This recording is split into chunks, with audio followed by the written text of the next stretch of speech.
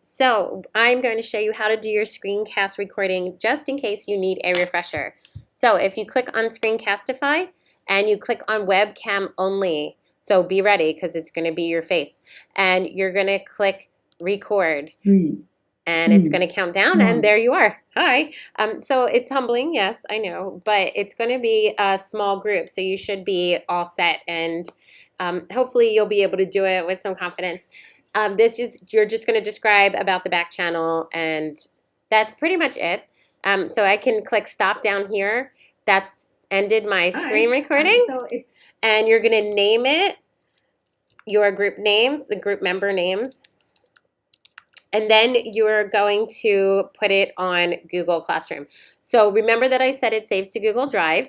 You'll just click back to Google Classroom. You'll go to the instructions and you'll have a different view here. It'll say add, and you can click plus, and you can click on Google Drive. So I have a screencast for that also, and I'll send I'll put that in the Google Classroom so you have access to that.